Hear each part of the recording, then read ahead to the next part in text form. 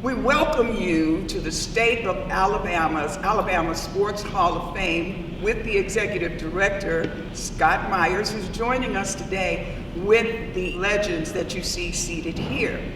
To my right, Mr. George Pugh.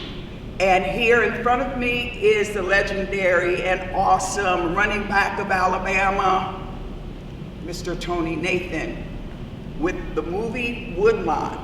Also, the visionary for the legends, also the awesome father of the Alabama royalty, the Castilles, is Mr. Jeremiah Castille. So with this, we're going to start by discussing the legends and how impactful of a role they played in Alabama history. So with that, I'm going to turn it right over to Jeremiah Castille. Well, thank you, Brandy. It's great to be here at the Alabama Sports Hall of Fame. I can remember a few years ago being inducted and all of my family being here for that. But you know, that induction would not have been possible without people like Tony Nathan and George Pugh that's sitting here with me. And that is, as a young boy growing up in Phoenix City, Alabama, I got a chance to see them play and put that crimson uniform on. That's where my vision to play at Alabama came from.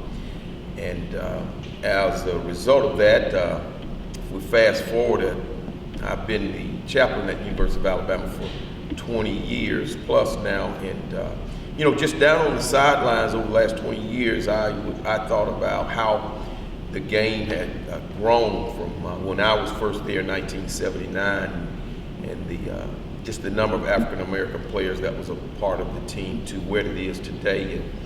And in that period of time, I thought about how can I share with our younger generation just how Alabama football had changed from it being where there wasn't any blacks on the team to now a team probably 80% African Americans. And so that's where the Night of Legends was really born. And when I thought about how I could get this done and who could help me with it, George Pugh was the first person that I called to help me with it, and didn't really know at the time that when we decided that he would be one of the legends along with Tony Nathan, and we were able to on December 18th of 2021, we had an event at the Winfrey Hotel to celebrate that. In 2021, the season of 2021 for the University of Alabama marked the 50th year that Alabama football has had an integrated team. And so we were able to put an event together and celebrate the first 5 signing classes, which was a total of 27 African American players that over that 5-year period helped Coach Bryant. And as of the decade of the 70s, Coach Bryant set a record in the decade of the 70s with the integrated team of winning the first coach to win 100 games in a decade. And that was a story to be told. No one can tell this story better than the ones that walked in the footsteps of the University of Alabama. No one can tell the story better than us. So I feel that in order for the story to be told, in order for the story to be told the way that it ought to be told, we, the ones who did it, no one can tell it better than the guys that are on stage here tonight with us, the young men that I have right here with me today. No one can tell that story better than we can, because not only did we live it, we also ate it. With the legends, I think my upbringing had a lot to do with God being able to use me with just generating the idea, and that is, I share this all the time. You know, growing up, my mother taught me that when somebody does something for you, you say thank you. So really, the Night of Legends for me was a thank you to the honorees for the path that they made for all of the players that followed them, all of the African Americans that followed them, Coach Bryant and the Bryant family for the opportunity that he gave me, and really. Well, my take on all this legend stuff, appreciate people thinking of it that way. But it's just like, a gift that God gave me to do, put me in a place to use it. And hopefully I did the best I could do with what he gave me to work with. Now, the Night of Legends, what Jeremiah and George created and saw this thing through, and was a very, very, very touching moment for me. Not only because I was acknowledged during that time, or being able to play the game at that time, and Coach Bryant gave me a tremendous opportunity to do my part, I guess, as far as this city was concerned. Didn't know I was doing it because the kid in high school, you was just trying to enjoy yourself and have fun. But the Lord put it out there and he let it work. And then it became what it was because of him. I do appreciate these two fellows to the utmost. I got a chance to play with George. I was gone when my man came in. But as far as that Night of Legends, it was, like I said, a very touching moment. I appreciate it. Like he said, it honored a lot of great men in this state for being a part of that whole process. It gave me an opportunity to do other things. Once I finished playing high school ball, college ball, and got to finish playing pro ball, I actually got a chance to coach at other places like Baltimore, San Francisco, Miami, and Tampa. So I got a chance to see some things that I didn't know I wouldn't have been able to see. But I don't think if I hadn't been able to walk on the football field with Coach Bryant as a coach. So I appreciate you fellas to the utmost. Love you both, And thanks. If I can do anything or help this process out in the future, please let me know. Well, University of Alabama football program was integrated when I was 4 years old, so I was really didn't understand the importance of it at that time. But those years after and following, I would follow Alabama football and football in the state as a youngster who loved football and growing up in the state of Alabama. And you couldn't grow up in Alabama without knowing the impact that Coach Bryant had on the state. And the fact of the university being integrating and his role in it, and more importantly, the role of those legends. And the event that was put on by Jeremiah and Mr. Pugh and others was significant in the fact that it is recommending truly amply named legends. Because as a child growing up here, these guys were legends to me. And now being charged as a Hall of Fame executive director to be cognizant of that history, and also being recognizing the inductees and the great players through the years that this Hall of Fame gets to honor. It's one of the biggest blessings in my life that I get to not only share the stories, but to meet the people behind the stories. And it's every year I'll hear a story from someone who played from Coach Bryant of something I didn't know, or something that happened during their time there. And then I'll hear stories from, again, these legends, the former players, about their love for what Coach Bryant did for them, but also what they did with each other and how they had connected through the years and represented Alabama. And I think a great point that was made here is not only the beginning, as Mr. Pugh talked about, and the future, and the opportunities that were laid by that group in those first critical 5 years that are now, as Jeremiah estimated, maybe 80 to 90% of the team is African American. So it was a significant point and a significant beginning, and the end obviously is yet to come, because it's been a continuing type thing, and it's been more and more lives changed and stories made from athletics and from sport.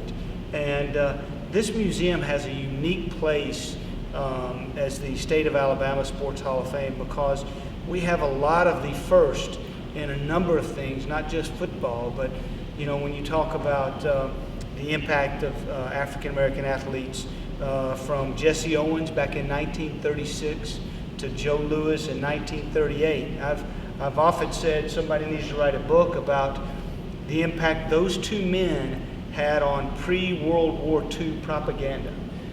Because while the propaganda from Nazi Germany was about the great Aryan race, well, these two African Americans from the state of Alabama basically said, hold up on that theory there. Let's show you what real athletics look like. So from those early beginnings to Alice Coachman Davis winning the gold medal in the Olympics, to the first black athlete to ever win a Winter Olympic gold medal being Vanetta Flowers in bobsledding. So this museum's responsibility is to not only induct these great athletes and for their tremendous accomplishment, but also to have this sports history and to share this sports history as best we can. So it's an honor for me to always be with these men. I've had the privilege of knowing Jeremiah for many years and knowing Tony for many years as well. And of course, Mr. Pugh and I have met several occasions, but I don't get to know him as well as I do the others. But it's great that it's finally been a time to recognize the impact that was made by these legends and what they were able to accomplish during that period, but also to lay the foundation for the years to come. You know, it's an opportunity that you don't want to miss up whenever you encounter legends. And one of the things that you have heard from these three gentlemen, and you're going to hear some more, is that they gave all reverence and glory to God for the opportunity that they had. But I want to share a little something in this, because as a woman from the north by way of New Orleans, and now here planted in Birmingham, when you hear of Alabama, there are either two things that you're going to think of. That you hate, Roll Tide, but you have to respect Roll Tide, because they have produced some of the most awesome individuals as legends. And these three gentlemen right here are of Christian faith. And one of the things that we notice about today is we have our youth that's coming up. It's very critical and very, very important for our youth to take advantage of what we see and hear from this interview right here, because they see the game, but they don't study it historically. They don't know the sacrifices that these individuals have made. And I want the three of you to really sort of just expound on those sacrifices, because coming from the north in Detroit, the east side of Detroit, I want to stress that for my east side friends, but we always thought that Bear Bryant was a man that was totally prejudiced because of what had been projected by Governor George Wallace. So I think that's where you get the hate, as opposed to the respect. So with that, after what God gave, it's literally what you're hearing today was a God-given assignment to Jeremiah Castille about doing this, and then he had already worked on George Pugh, and so they're coming together and they're gelling and doing what God told him to do. And you heard Tony Nathan said the only thing he wanted to do, I just want to play ball. I didn't know I was going to be great. And then later, God opens the doors for these gentlemen, where now he just wanted to play ball. But at the time he wanted to play was a critical time in the city of Alabama, the state of Alabama, and the city of Birmingham, because there was civil unrest in operation.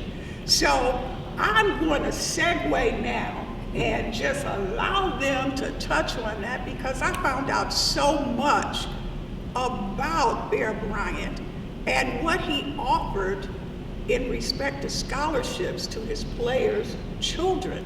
So, and this man Well, I don't want to take the whole story. I'm going to segue. All right, come on, George. I grew up in Montgomery, Alabama, which was also the home of Governor George C. Wallace, who stood in the door over at Foster Auditorium. So I understand what racism, racist attitude, and all that, because I was a part of all that growing up in Montgomery. But what I want to say about Coach Bryant and the 4 years here at the University of Alabama is that if he was racist, if he was prejudiced, I never saw it. But let me tell you what he did do for George Pugh and his family. Number one, he gave me an opportunity to educate myself, to be able to feed myself, feed my family. Not only did he do that, but he also enabled me to put 5 kids through the University of Alabama at his disposal. I don't know of many or any coach in America, in the world, that has put their money where their mouth is. Now, we as coaches, we put money in our pockets, but when it came down to giving that money back, paying your dues, the way that we preach as coaches, I only know of one guy, that's Paul Bear Bryant. What people don't really understand about him, he was a loving, caring man. He was a Christian man, and he gave me an opportunity that no one else ever gave me, and that was an opportunity to educate myself. Had this not happened to me, only God knows where I may have been. And for that, and for this university, I'm grateful and I'm honored and I'm appreciative of what he did for me and my family. All the other stereotypes, I don't know anything about them, but I can speak what he did for me and for the Pugh family. Being given the opportunity to play at the University of Alabama, and like George stated earlier about, our guy that had an issue with people of dark skin color, stood up in the doorway and said we couldn't come down here to educate ourselves.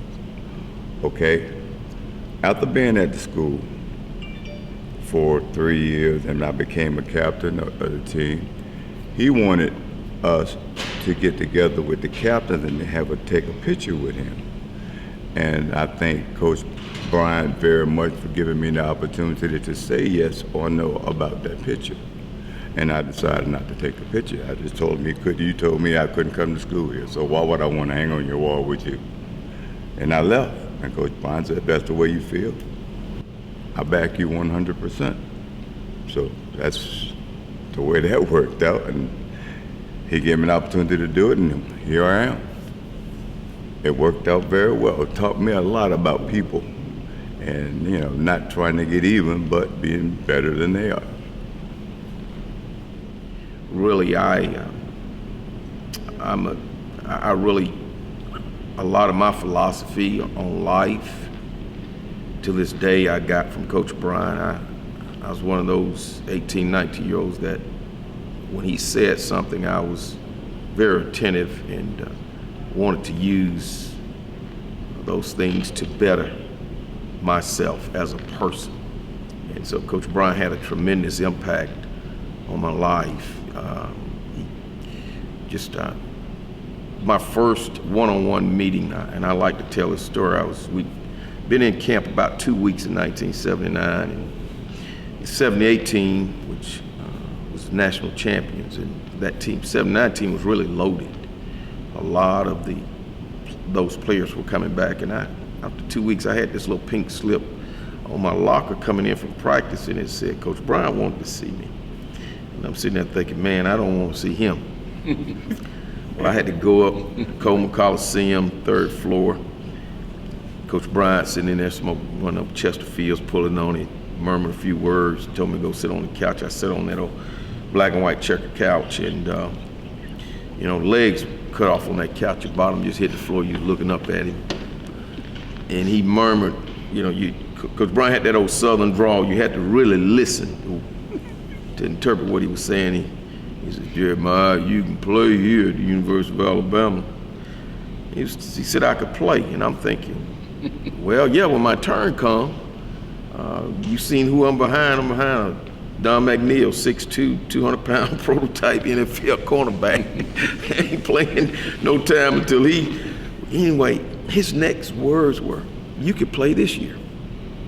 So instead of playing on the freshman team, he had saw something in them 2 weeks to pull me in the office, talk to a kid 5'9", 155 pounds, and said, "You could play this year." And the confidence that gave me. I walked in 5'9", I said I walked out 6'9". Anyway, just the tremendous confidence that he gave me. And I believe that, I hadn't met anybody, another coach that had the ability to bring out the best in his players like Coach Bryant, what he could see in a player as a person. And so today I continue to want to honor him and through what the opportunity he gave all of us as African Americans.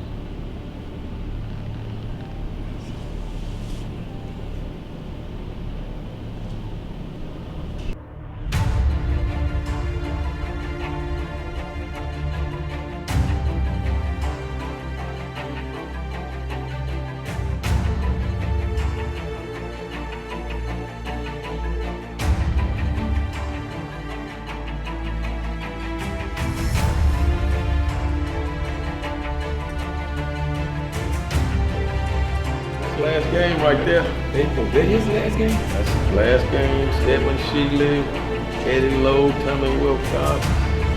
All the companies. Yeah. Liberty Bowl. Cold as all get out. I tell you what. Rookie year. Bob down there. Bob was there.